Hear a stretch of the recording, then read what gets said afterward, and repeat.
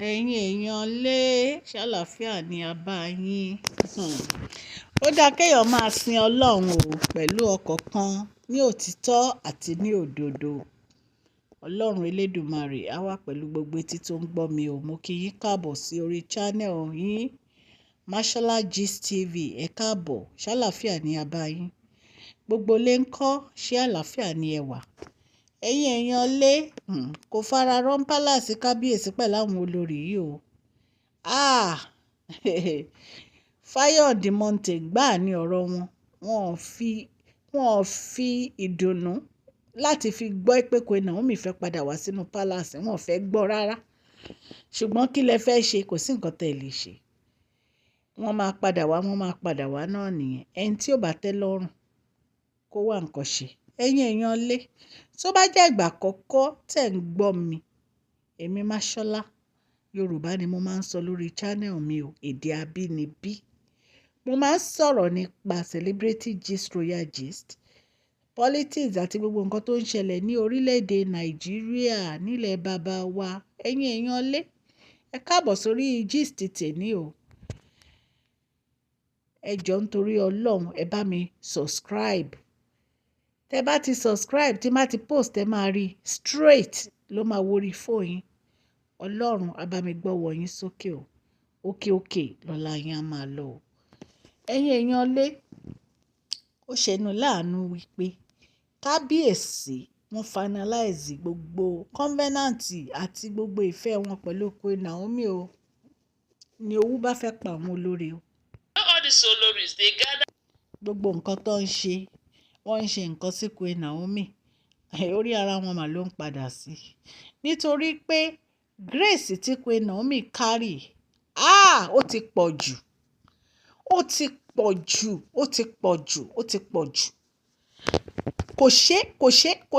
Kò tí anointing yẹn kàn flow ni. Ó kàn flow ni back and front. Kí la fẹ́ sọ, kí la fẹ́ ṣe?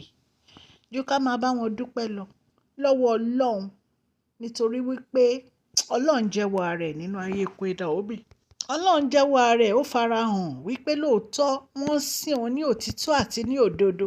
Ẹ̀yin èèyàn lé, ni wọ́n bá lọ bá kábíyèsí o. Wọ́n ní kí làwọn ṣe fún kábíyèsí. Tí kábíyèsí ń ṣe live àwọn báyìí, tí kábíyèsí ní àwọn lára nínú pálàsì, wọ́n ní kábíyèsí ní kí ni wọ́n ṣe. Nígbà táwọn sọ fún wọn pé kí wọ́n lọ ralé, ṣé wọ́n lọ ralé? Nígbà táwọn sọ fún wọn kán má bá Queen Naomi jà mọ́, ṣé wọ́n dáhùn? Wípé ṣe bí wọ́n fẹ́ máa jà ni. Wípé káwọn wá wò bóyá wọ́n máa win battle yìí pẹ̀lú àwọn àti Queen Naomi. Wọ́n ní kábíyèsí ní èèyàn rádaràda ni wọ́n, ìkàdẹ̀ ni wọ́n. Wípé àwọn dẹ̀ mọ̀ pé wọ́n sí ní wọn ò fẹ́ happiness àwọn rárá. Wípé wọn ò fẹ́ happiness àwọn, àfi kí nǹkan máa bàjẹ́, kí nǹkan máa dojúrú. Pé ìkà gidi ni wọ́n. Kábíyèsí ní instead kan gbá ojú mọ́ bó ṣe máa bímọ, bó ṣe máa ní ìlọsíwájú, nǹkan tó gbá ojú mọ́ ni kán máa bá Queen Naomi jà. Wọ́n á máa foyún parọ́. Àwọn lóyún lẹ́yìn, àwọn lóyún lọ́la, àwọn lóyún lọ́túnla. Wípé irọ́ ti pọ̀ jù. Ẹ̀yin èèyàn wa, kì í ṣe nǹkan kékeré. Wọ́n ní nǹkan tí kábíyèsí ń fi ojú wọn rí, wọ́n ní kábíyèsí fún wọn ni. Ẹ mọ̀ téèyàn bá fọ aṣọ, tó mi wà bẹ́ẹ̀ mọ̀ béèyàn ṣe máa ń fún omi yẹn kúrò nínú aṣọ, bí kábíyèsí ṣe ń fún wọn nìyẹn. Ẹ jẹ́ ká máa gbọ́ gist ẹ lọ. Kábíyèsí láwọn ṣe tán káwọn mú Queen Naomi, káwọn fáwọn lọ́wọ́ báyìí. Wọ́n ní kí màmá wa Reverend Funke Felix kán jọ nítorí Ọlọ́run, kán bá wọn bẹ̀ Queen Naomi fún second chance. Wọ́n nígbà táwọn olórí gbọ́ ń pa ẹ̀, wọ́n ní ìbànújẹ́ ló jẹ́ o. Especially Mariam Ashley àti olórí Ronke. Wọ́n ní ìbànújẹ́ ló jẹ́. Wọ́n náà wá ń pariwo. Kí ló dé tí kábíyèsí ètà wọn báyìí?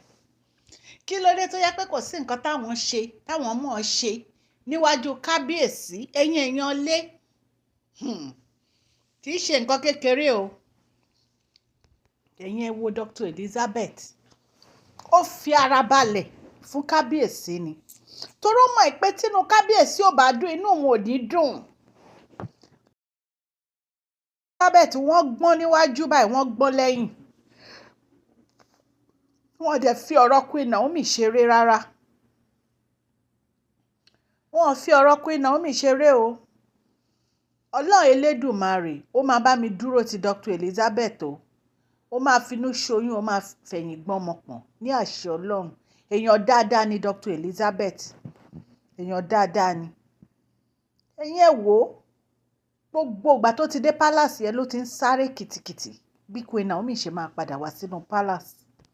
ẹ̀yin náà ẹ̀ wò ó tí kábíyèsí bá tó fẹ́ bá Queen Naomi sọ̀rọ̀ báyìí ẹ rántí gbà kan tí Queen Naomi ṣì ń bínú sí kábíyèsí tí kábíyèsí lọ sákúrẹ́ tí Queen Naomi drive away báyìí kọjá lẹ́gbẹ̀ẹ́ mọ́tò kábíyèsí wọ́n ní kábíyèsí ò wà òkè wọ́n ní wọn ò sùn tílẹ̀ fi mọ́. ìfẹ́ ló ń jẹ́ báyẹn ìfẹ́ òtítọ́ ẹ̀yin lẹ fẹ́ da ìfẹ́ òtítọ́ wó báwo lẹ ṣe fẹ́ rí ìdàwó àfi tọ́lọ́run ò bá lọ́wọ́ sí lóko ṣùgbọ́n tọ́lọ́run bá lọ́wọ́ sí kò lè ṣeé ṣe fún yín sẹ́ẹ̀ ẹ̀ ní lè ṣe bẹ́ẹ̀ bá ṣe ń ṣe báyìí tẹ́ ń ṣe ní kọ̀kọ̀ báyìí àṣírí yín máa tú ni àṣírí yín máa tú ni. ẹ jẹ́ jáwọ́ kẹ́ ẹ tètè jáwọ́.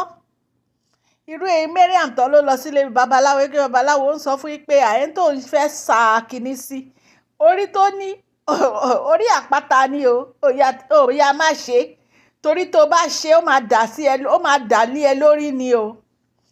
wọn ní láti advice yín mọ́ ẹ̀yin ẹ lọ ṣe kà ìkà kò ní kà bàbá wa ti kọrin yẹn rere abẹ́ ni rere ẹni tó bá ṣe kà láyé ìpadà sí irú ẹni báyẹn kò ní dà so ó bẹ́tà kẹ́ jáwọ́ o bẹ́tà kẹ́ jáwọ́. báwo lẹ ṣe máa sọ fún kábíyèsí nǹkan tó fẹ́ ṣe ṣẹ́yìn lọ bá ni báwo lẹ ṣe máa sọ fún kábíyèsí pé nǹkan tó máa ṣe ni ọba bá lórí ohun gbogbo ni kábíyèsí ló mọ nǹkan tó make wọn happy kábíyèsí ní kẹ́ ẹ lọ ra lé wọ́n ní kẹ́ ẹ lọ ra lé nǹkan tó lè make kábíyèsí happy ní kẹ́ ẹ ra lé ẹ bá ti ra lé báyìí wọ́n ní kẹ́ ẹ move kúrò ní palace àwọn kẹ́ ẹ lọ sí Olori quarters kò jù yẹn lọ. Ọlọ́run Elédùmarè á wà pẹ̀lú gbogbo etí tó ń gbọ́ mi o ní agbára Ọlọ́run òkè òkè lọ́lá yín á máa lọ o ọlá yín ò ní lọ ìsàlẹ̀ láéláé. èmi ọmọ yín ni o. Please share this video, like and subscribe. God bless you all.